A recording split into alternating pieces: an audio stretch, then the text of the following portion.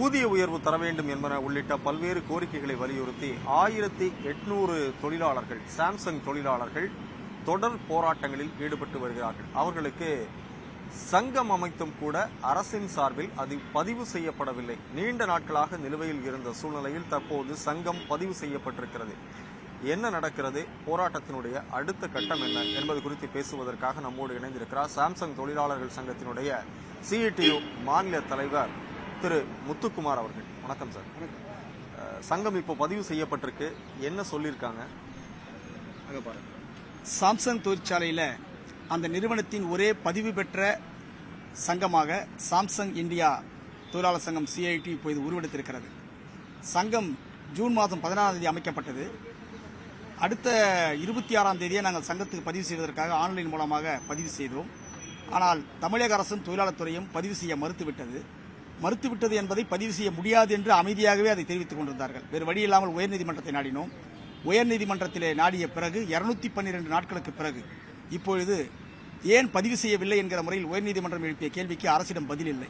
வேறு வழி இல்லாமல் 4 வார காலத்திற்குள் நீங்கள் பதிவு செய்ய வேண்டும் என்று சொன்னார்கள். ஆனால் அரசு 6 வார காலம் தேவைப்பட்டது என்று சொன்னார்கள். 6 வார காலம் முடிந்த கடைசி நாளில் இன்றைய தினம் பதிவை கொடுத்திருக்கிறார்கள். இது சட்டத்திற்கு நாங்கள் நடத்திய போராட்டம், தொழிற்சங்கத்தினுடைய அடிப்படையான உரிமைகளை வலியுறுத்தி நடத்திய போராட்டத்தில் கிடைத்திருக்கிற வெற்றி. எங்கள் சங்கத்தை சாம்சங் தொழிற்சாலை அங்கீகரிக்க வேண்டும் என்று நாங்கள் கேட்டுக்கொள்கிறோம். 38 நாள் வேலைநிறுத்த போராட்டம் என்பது ஊதிய உயர்வு, வேலை நேரம் குறைக்கப்பட வேண்டும், தொழிலாளர்கள் மீது உற்பத்தி திணிக்கக்கூடாது, லாபத்தில் நியாயமான அவர்களுக்கான போனஸ் உட்பட கோரிக்கைகள் நிறைவேற்றப்பட வேண்டும் என்பது எங்களுடைய மிக முக்கியமான கோரிக்கைகள். இதையெல்லாம் அடைவதற்கு ஒரு சங்கம் தேவைப்படுகிறது. சங்கம் அமைத்துக் கொள்ளலாம் என்று நம்முடைய அரசியலமைப்பு சட்டம் 19 விதி கூறுகிறது. அரசியலமைப்பு சட்டத்தை மதிக்க வேண்டும் என்று இனியாவது தமிழக அரசும் இந்திய அரசும் வெளிநாட்டு நிறுவனங்களுக்கு கடுமையான ஒரு உத்தரவினை வெளியிட வேண்டும் என்று நாங்கள் கேட்டுக்கொள்ள விரும்புகிறோம். நாங்கள் எந்த சலுகையும் கேட்கவில்லை. இந்திய நாட்டினுடைய அரசியலமைப்பு சட்டம் வழங்கியிருக்கக்கூடிய அடிப்படையான உரிமைகளை அதை அனுபவிப்பதற்கான உரிமை தொழிலாளிகளுக்கு வேண்டும் என்பதே குடியரசு தினம் முடிந்திருக்கிற இந்த திருநாளில் நாங்கள் தெரிவித்துக் கொள்கிறோம். தொடர்ந்து எங்கள் போராட்டம் தொடரும். ஒரு 200 நாட்களுக்கு பிறகு, ஒரு சட்ட போராட்டத்திற்கு பிறகு சங்கம் பதிவு செய்யப்பட்டிருக்கு. இதன் மூலம் நீங்க சாம்சங் தொழிற்சங்க அந்த நிறுவனத்தோட பேச்சுவார்த்தை சுமூகமாக நடத்துவதற்கான வாய்ப்பு இருக்குமா? ஏற்கனவே நாங்கள் பேசிக் கொண்டிருக்கிறோம். இப்போ இது மேலும் சட்டப்படி பதிவு செய்யப்பட்ட ஒரு தொழிற்சங்கம் என்கிற முறையில் அந்த நிறுவனத்துக்கு எதிராக அத்தாரிட்டியாக பேசுகிற ஒரு அதிகாரமும், முடியாது என்று சொன்னால் அரசின் முன்னால் உயர்நீதிமன்றத்தின் முன்னால் வழக்குகளை தொடுக்கிற அதிகாரமும் ஒரு சட்ட அந்தஸ்தோடும் இப்போது எங்கள் சங்கம் உருவெடுத்திருக்கிறது. நிச்சயமாக சாம்சங் தொழிற்சாலையில் நாங்கள் தான் தீர்மானிக்கிற சக்தி என்கிற முறையில், ஏனால் பெரும்பான்மை தொழிலாளிகளில் ஏறக்குறைய 85% தொழிலாளிகள் எங்கள் சங்கத்தில் உறுப்பினர்களாக இருக்கிறார்கள்.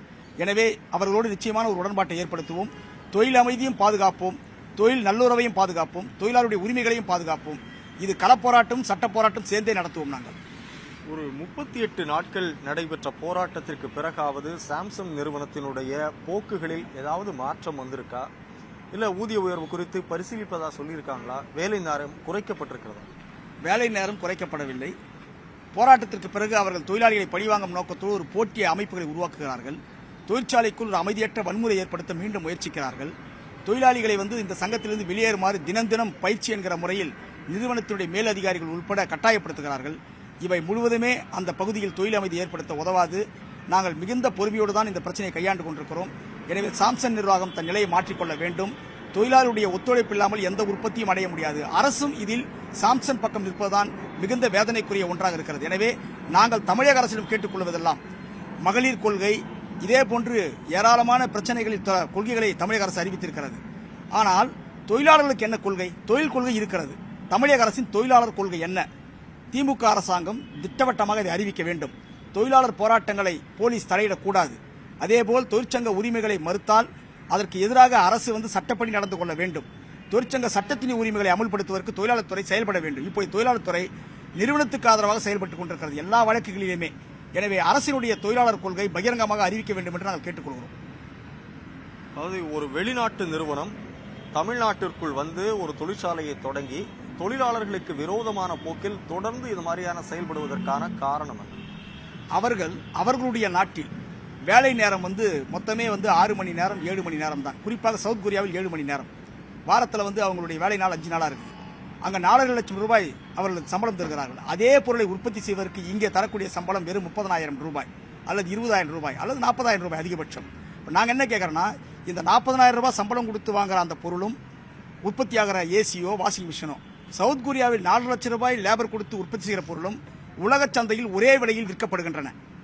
எனவே லாபம் ஒன்றுதான், சந்தை பொருளின் விலை ஒன்றுதான், சம்பளமும் சமமாக இருக்க வேண்டும் என்று நாங்கள் கேட்கிறோம். ஆனால் உடனடியாக இல்லை என்றாலும் சொற்ப சம்பளமாவது தொழிலாளிகளுக்கு கொடுக்கக்கூடிய இந்த அநீதி காப்பாற்றப்பட வேண்டும் என்று நினைக்கிறோம். எனவேதான் மிக மலிவான சீப் லேபர் இந்தியாவில் இருக்கிறார்கள். அதற்கு அரசே துணை போகிறது. அரசு இவர்களுக்கு எல்லா சலுகையும் கொடுத்து ஒரு மலிவான உழைப்பு கூலியும் இவர்கள் அரசாங்கம் பன்னாட்டு முதலாளிகளுக்கு தாரை வார்க்கிற காரணத்தினால் தான் இங்கு வருகிறார்களே தவிர அரசாங்கத்தை பார்த்து வரவில்லை. இதற்கு ஒரு முடிவு கட்ட வேண்டும் என்று எங்களுடைய தொழிற்சங்கம் முடிவெடுத்திருக்கிறது.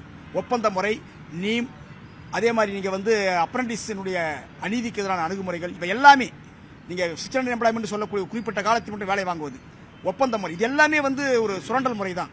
இது முழுதும் இங்கே தான் ரொம்ப மிக மிக மலிவாக அரசினுடைய ஒத்துழைப்போடு இந்த சுரண்டல் நடக்கிறது. எனவே அரசு இது ஒரு நேர்மையான தொழிலாளருடைய அணுகுமுறையை கையாண்டால் மட்டும்தான் இதற்கு தீர்வை தவிர வெளிநாட்டில் வருவதற்கு காரணமே இந்த உழைப்பு சுரண்டலுக்காகத்தான்.